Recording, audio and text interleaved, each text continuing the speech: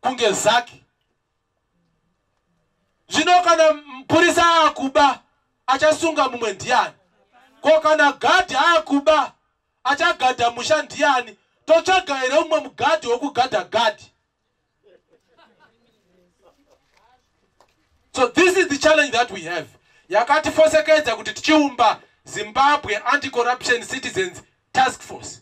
Because we want to fight corruption and we mean it. Dai vamwe takanga tichida kudya, dai takaramba tiri muzano.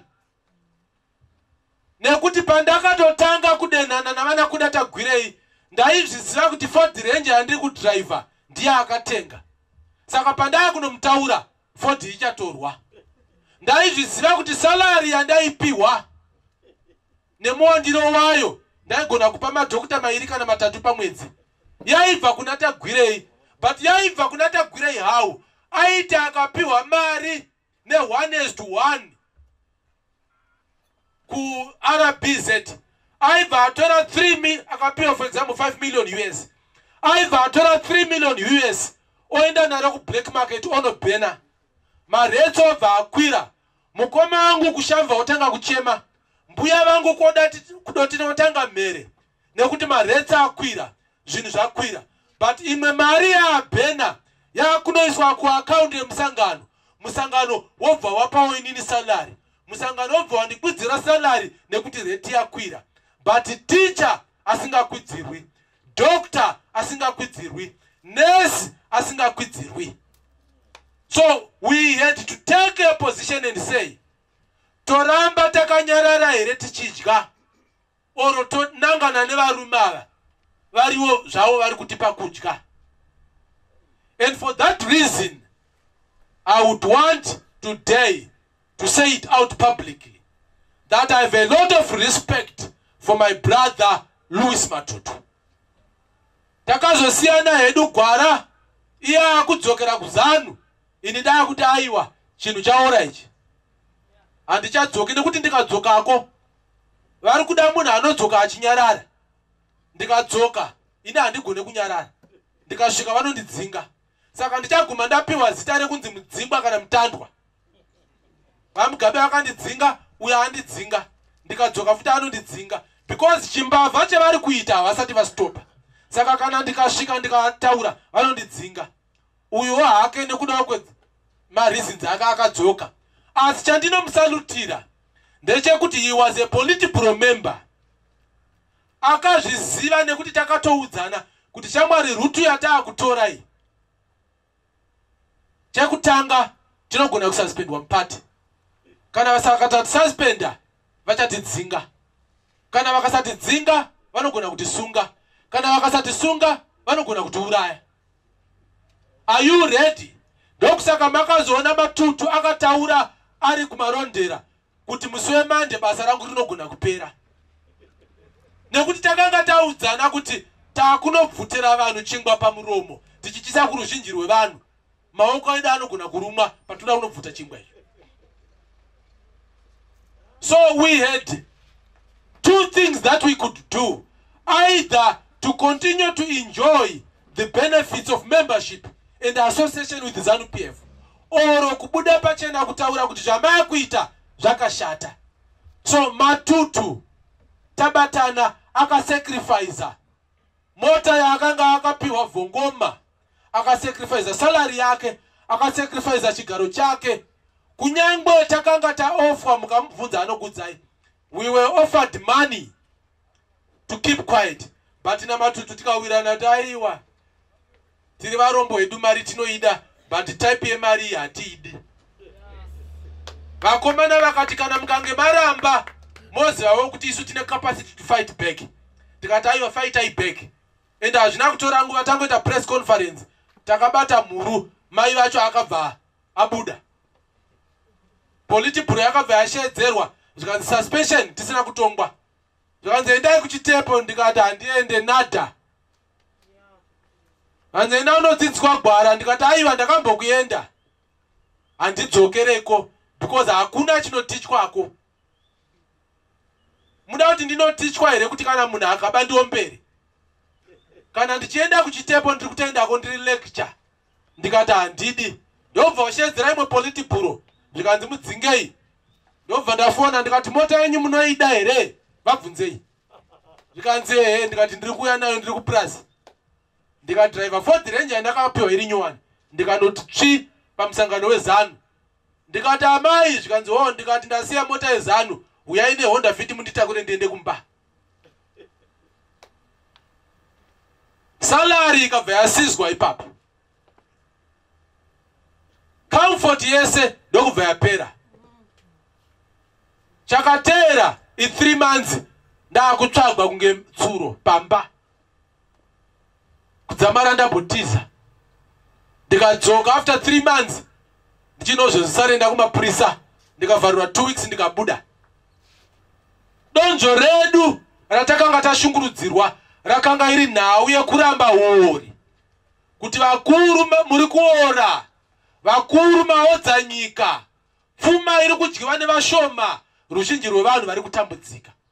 Saka izvozvo zvakandidzingisa muZanu, ndo donzvo ratanaro kuno kuFizi rekuti aiwa corruption inofanira kuti irwiswe.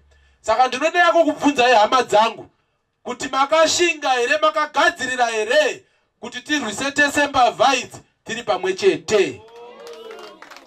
Makagadzirira here kuti tirwise tese mbavha tiri pamwe chete? Makagadzirira here kuti titore pfuma kubva mumaoko evashoma tichisa kuruzhinji rwevanhu? Asi modziva kuti rwendo rwacho sandinyore.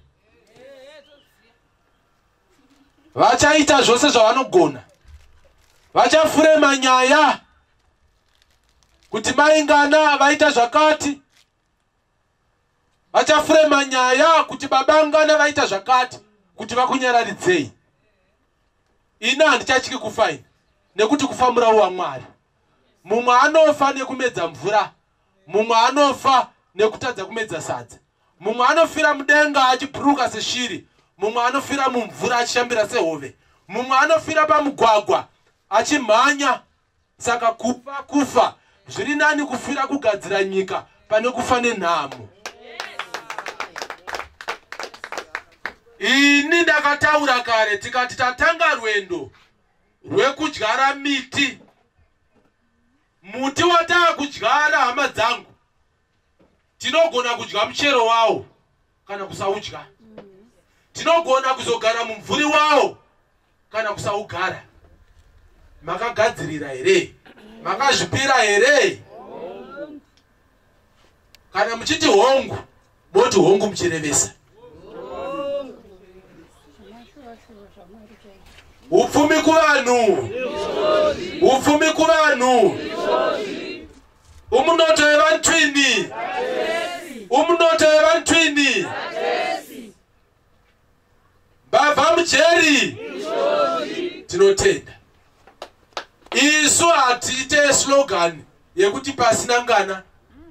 Nekuti kuti pasina ngana, kuuraya kureva kuti ngana ngaafutsirwe muvhu.